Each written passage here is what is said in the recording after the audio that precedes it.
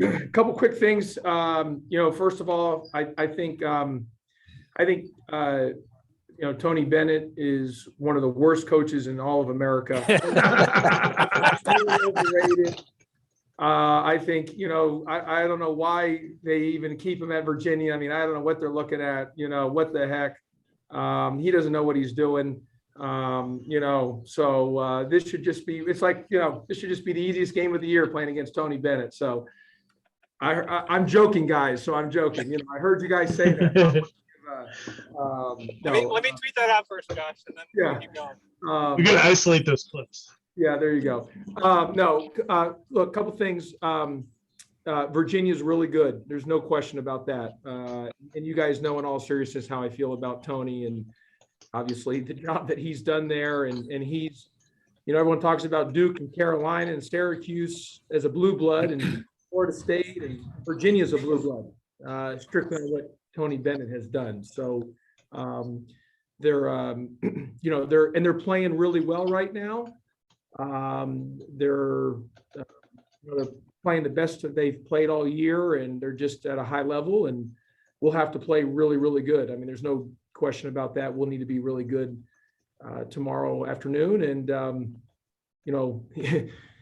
we need to get some wins. Losing's no fun. We had some opportunities this year. I said in the post game the other day, we've had some opportunities. We just haven't been able to close out, putting the full 40 minutes together. But our team is getting better. There's no question about that. Our team is better. It just got to put 40 minutes together. And obviously it doesn't get any easier tomorrow against a really good Virginia team that, you guys know how I feel about Tony, how, he's one of the best coaches in the game. If not the best, he's that good. Okay, we'll start with questions with Mike Barber from the Richmond Times-Dispatch. Mike, go ahead. Morning, Josh. Well, now I'm busy writing up your first comments. I wanted to ask you specifically in the stretch here, the last 5 games, Kihei Clark has almost doubled his scoring output. He's been much more involved getting to the rim. What have you seen from him offensively, and how does that change them when he is a little more aggressive? Yeah, no, Mike, good to see you. I think he's, everyone talks in the Duke game on Monday about, the 3-point shot by Reese Beekman, and Beekman hit a big 3. The jump ball by Clark was the biggest play that I don't think enough people are talking about. And he stuck his nose in there and got the jump ball. He's a winner. He's tough. He's gotten better every year. He's won a national championship. He's just made winning plays after winning plays and winning shots after winning shots for Coach Bennett. And I just think he's a veteran guy that's been in the league a long time, that's won a lot of games. He's a winner, and he just makes big plays, winning plays. He's tough. He's hard-nosed. And I think he's their key to their team. That tie-up, he gave up a foot and 70 pounds to Theo John. So yeah, no, that's why Virginia, if you probably ask Coach Bennett, why they've been so successful over the 4 years that he's been there, I would say he would probably say a lot has to do with him. Maybe it's not everything that shows up in the box score, but there's a lot of intangibles that he does that's just winning plays. Very similar to how we had the kid Alvarado last year. Very, very similar type of player. Thank you. Yep. Kelly Quinlan, go ahead, Kelly. As you kind of hit this stretch of games, are there any things you can do in terms of just fixing the scoring droughts, things that you can draw up? Have you found some things that you feel like the team does well in the half court to try to get out of some of these situations? Obviously, that's been the real killer really all season for you, has been the scoring funks. Are you starting to see some maybe trends, some areas where you can find something to do there? Yeah, Kelly, we might have to, when I see that, you you try to do some different things, whether it's calling some plays, but we've had some looks look, in all the droughts we've had, I've gone back and looked at every drought. We've had opportunities. We've had some great looks. On the other hand, we're also got to get stops too during that drought, so we can try to get some easy baskets in transition to help us in that situation when we're struggling to score. Rod McKenzie, go ahead, Rod. Hey, Josh, we talked to Debo earlier today about his offensive game, and naturally in the beginning of the year, everyone knew him as a 3-point shooter. Lately, we've seen him get in the lane a little bit, try to broaden his game. How are you seeing him progressing And what are you asking him to do with his offensive game? Yeah, look, he's gotten better. He's a really good basketball player. He's improved, and I'm proud of his development, and we need him to be good for us. For us to be successful, we're going to need him to continue to play well, and he's been a good scoring option for us too. But he's also one of our best steals guy, Rod. He's become a really good defender, and I'm proud of him for that. He's got quite a few steals. I think he might lead the ACC for freshmen in steals or newcomers, whatever it may be. Maybe Moose can check on that, but he's been great with us defensively on creating deflections and getting turnovers or getting steals for baskets the other way. Greg Madia from the Daily Progress. Greg? Yeah. Hey, Josh, just wanted to ask you, you touched on Beekman there a little bit, beyond the game-winning shot the other night. And just how do you think he's playing with the way he can assist the ball, steal the ball, and just kind of help the overall all-around game? Greg, I probably should have, when I talked about Clark, I mean, you got to throw Beekman in the same, Clark's obviously been there longer, but Beekman's in the same league, just his winning plays, defensively, what he does. He's shooting the ball better this year. Last year he wasn't shooting didn't shoot a lot and didn't shoot at a high percentage. This year he's shooting better. He's a winner too. And he and Clark just do things that don't show up in the box score. And that's a tribute to Coach Bennett and their program and what they do and why they are, like I said, they're a blue blood. I really look at them as a blue blood. You can't say that they're as long as Tony's at Virginia, they're going to be a blue blood type of program. And part of that is that they're guards. They've had great guards during Tony's time, and that's a tribute to Tony and his staff. Ken Segura, go ahead, Ken. Hey, Josh. Another question for you about Debo. Do you remember much about when he came to your, I guess, your camp or your power hours before he even got to high school in Memphis? Yeah, I think it was like in 5th, 6th grade. He was coming to our camps. And so the reason we've got him is because of our relationship from my time when he was in Memphis and he used to come to our camps. And he's liked me ever since then. And recruiting is just an inexact science. Mm-hmm. And you never know what can trigger a kid to want to go to a certain school. And that was from a relationship back when he was in 5th and 6th grade.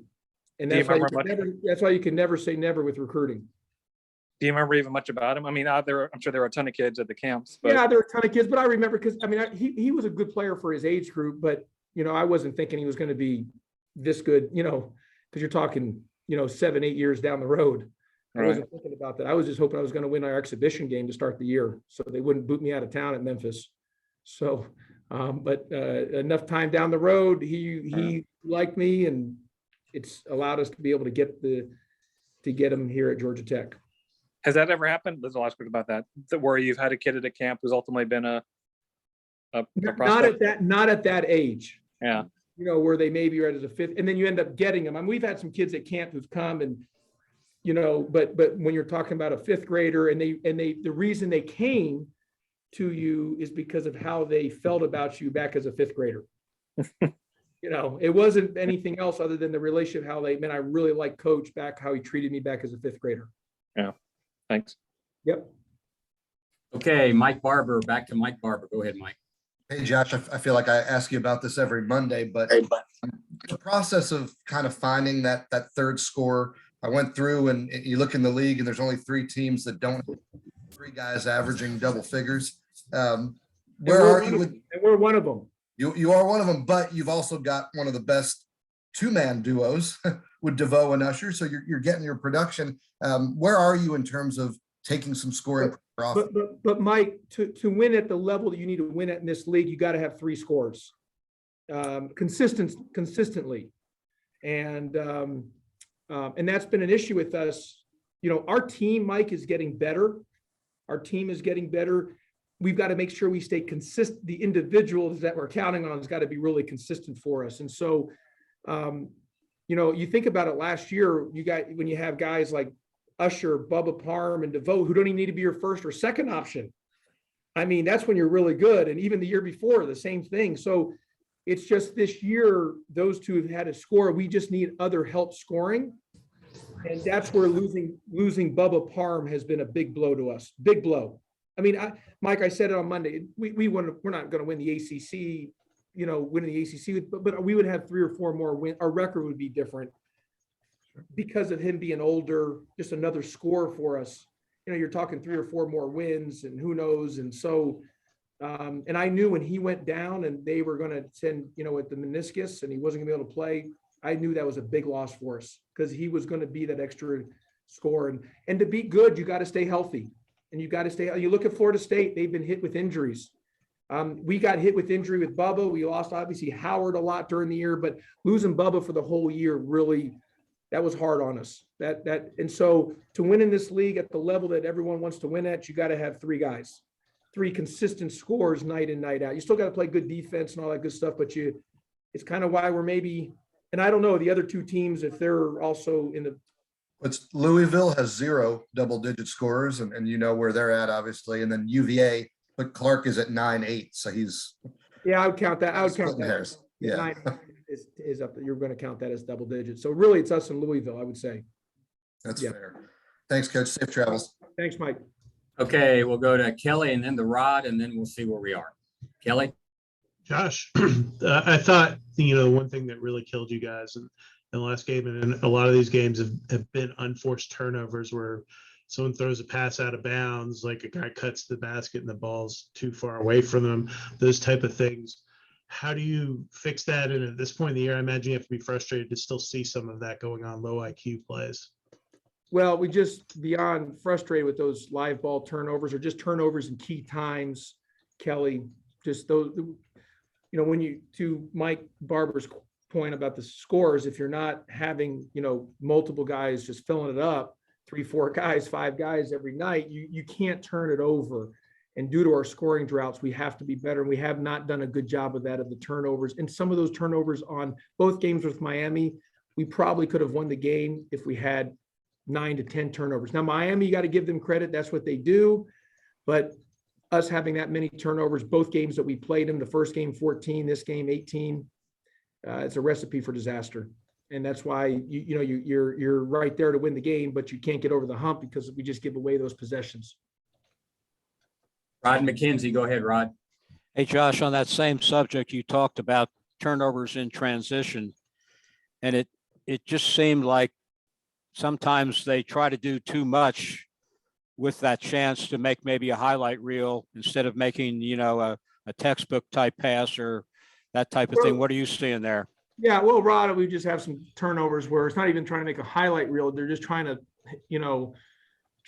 we got to hit singles. Hitting home runs or triples or doubles are not good for us. Just hitting singles, keeping it simple, and getting the ball in the basket is what we got to do in order for us to be successful.